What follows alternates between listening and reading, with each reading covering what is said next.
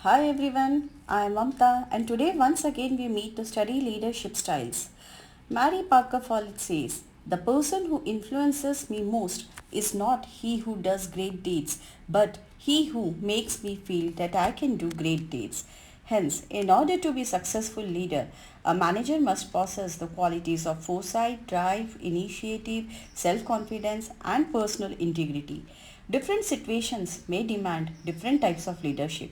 Today I am going to speak upon various styles of leadership, their characteristics and their pros and cons. So, what is leadership? Leadership is an important element of the directing function of management. Wherever there is an organized group of people working towards a common goal, some type of leadership becomes essential. The power of leadership is the power of integrating. He is a person who gives form to the uncoopted energy in every man. Thus, leadership is the ability to build up confidence and zeal among people and to create an urge in them to be led. Now we move on to the leadership styles. Whilst there are many different leadership styles, everyone has a default leadership style that comes naturally to them.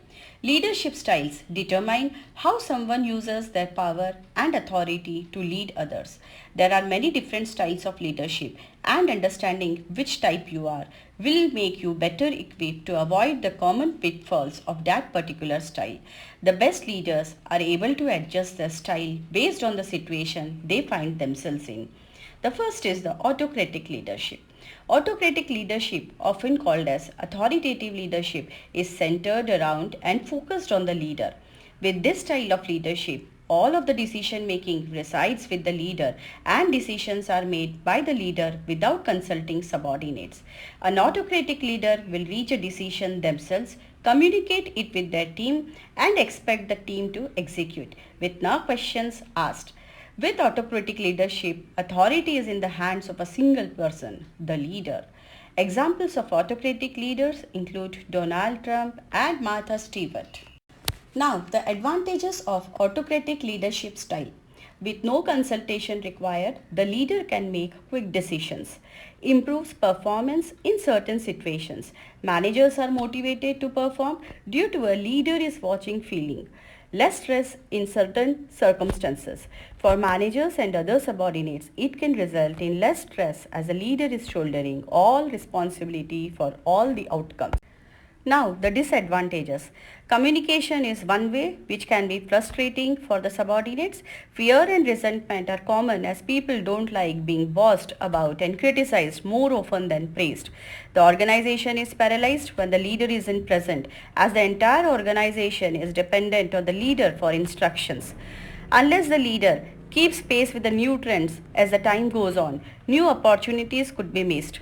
Additionally, the lack of flexibility in autocratic leadership doesn't lend itself to planning for long-term initiatives because directives flow downwards from the leader to the subordinates. Misunderstandings and confusion can arise because of the lack of feedback that is allowed from the subordinates.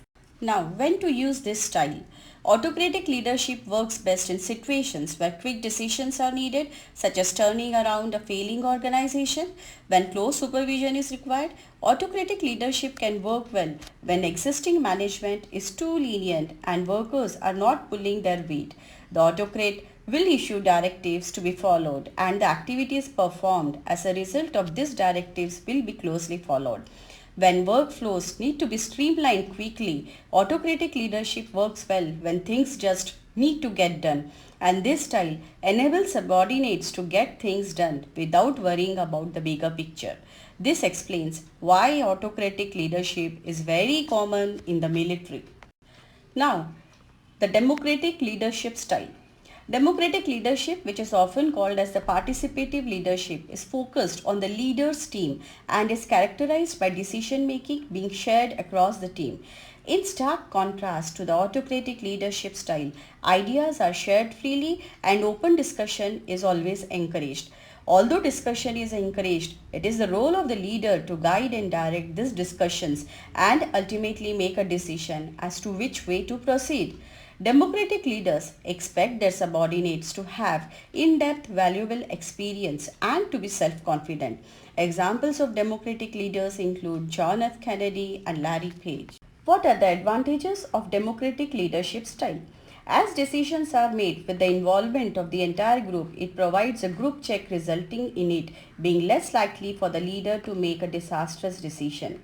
Subordinates at all the levels can feel engaged and take on the responsibility to challenge themselves because they are involved in decision making, and it is this sense of engagement that can lead to the creation of good working environment and increased job satisfaction.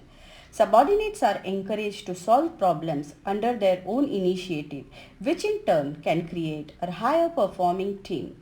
This higher performance in turn leads to greater productivity. Now, the advantages of autocratic leadership style. With no consultation required, the leader can make quick decisions, improves performance in certain situations. Managers are motivated to perform due to a leader is watching feeling. Less stress in certain circumstances. For managers and other subordinates, it can result in less stress as a leader is shouldering all responsibility for all the outcomes.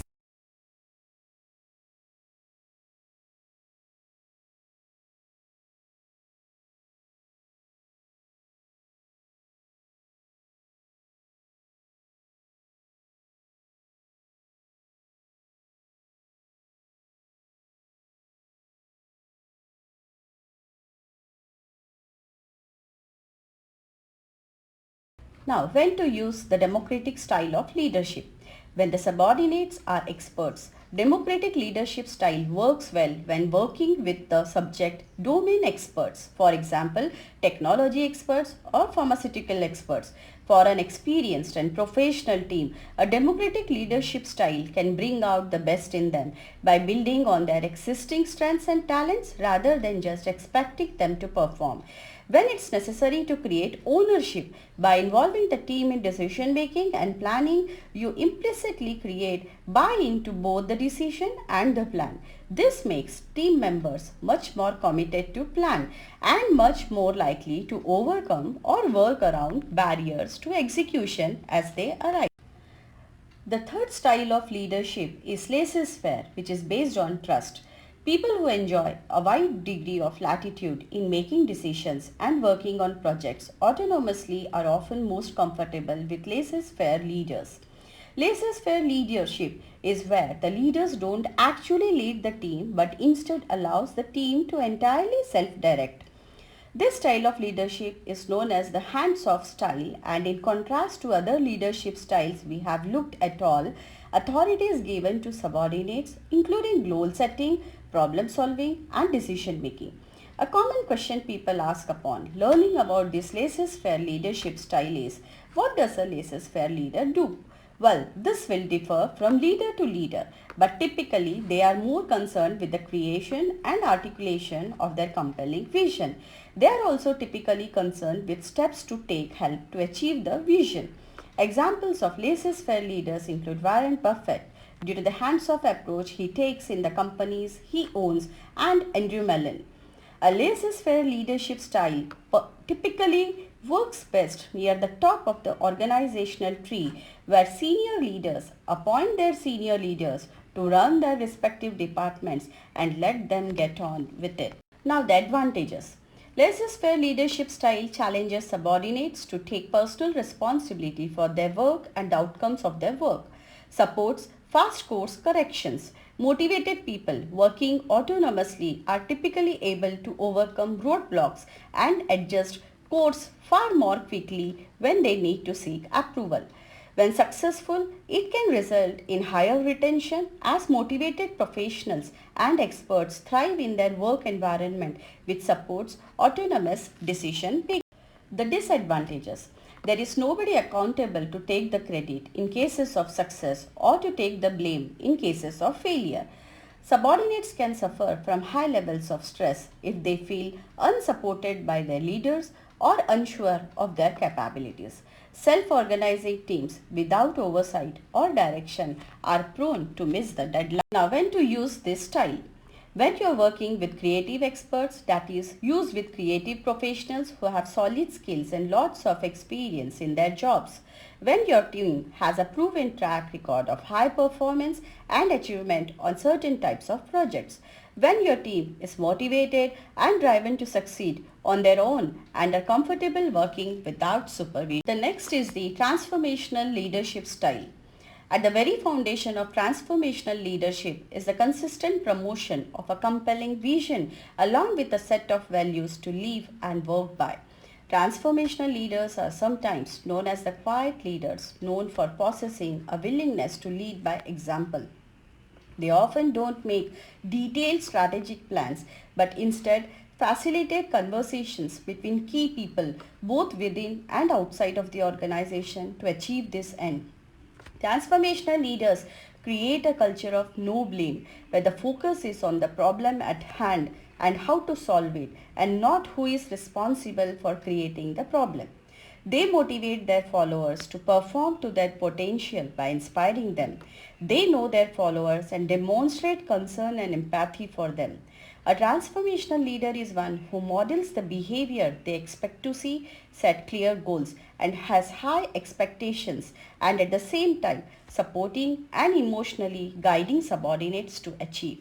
Examples of transformational leaders include Peter Drucker and Barack Obama. The advantages of this style. Transformational leaders balance the need for short-term and long-term goals. Subordinates feel supported and deeply trust their leader because they behave with integrity and build strong coalitions. Transformational leaders are very focused on the long-term strategic vision, and by communicating the vision regularly with passion and clarity, they keep everyone on side, bought in and motivated to reach it. Transformational leadership focuses on setting high goals with strict deadlines and working in unison to accomplish them on time. This way, transformational leaders set challenging expectations for themselves and the team to achieve exceptional results. Now, the advantages. Laissez-faire leadership style challenges subordinates to take personal responsibility for their work and the outcomes of their work. Supports fast course corrections. Motivated people working autonomously are typically able to overcome roadblocks and adjust course far more quickly when they need to seek approval. When successful, it can result in higher retention. Now, when to use this style? Transformational leadership works when you have a strong vision of the future and are willing to work within the system and bring diverse people together to make it happen. When the right to lead has been earned, transformational leadership is often not appropriate when you are new to an organization and both your leadership is unproven and you have yet to build the necessary trust of your team. When an urgent short-term focus isn't necessary because transformational leadership focuses much on a vision for the future, it isn't appropriate when all the focus needs to be on the short term. There are many other leadership styles in addition to the ones we have discussed. The first is the coaching type of leadership style. It was debatable for some time to consider coaching as a style of leadership or not. However, it is one of the most effective leadership styles that doesn't lead directly but indirectly. In this leadership style, leaders are more like coaches or teachers, which involves coaching or supervising team members. It is relatively modern leadership style that is being employed more often by many organizations. It comes with a bouquet of additional benefits such as boosting employee motivation, increasing their performance skills, grooming and motivating the team members. Strategic leadership style. Strategic leadership is the ability to influence others to voluntarily make decisions that enhance the prospects of organization's long-term success. It refers to the leader's potential or capability to express a strategic vision for the organization and to persuade them to pursue that vision with the help of right strategies and tools. This leadership styles enables to create a team of team members which are well trained and well equipped to deal with unforeseen risks and threats. The charismatic leadership style. Leaders applying charismatic leadership style are the ones who automatically or rather smartly attracts a plethora of people with their charm and charisma. They are self-motivated, passionate and confident. Leadership style like this can be used to build a powerful standing in the marketplace and gain a huge fan following using their strong self-image. It is perceived more of a one-man show than a collective team effort. The present Indian Prime Minister, Narendra Modi ji, is considered as one of the most charismatic leaders in the world. And the last is the paternalistic leadership. Under paternalistic leadership, the leader assumes that his function is that of paternal or fatherly. His attitude is that of treating the relationship between the leader and the group as that of a family, with the leader as the head of the family. He works to help, guide, protect, and keep his followers happily working together as members of a family. He provides them with good working conditions and employee services. This mode of leadership produces good and quick results if the followers are highly educated and brilliant and have a sincere desire to go ahead and perform with responsibility. This style has been successful, particularly in Japan, because of its cultural background. It is said that employees under such leadership will work harder out of gratitude. So, this was all about the different styles of leadership. Now, what is your style of leadership?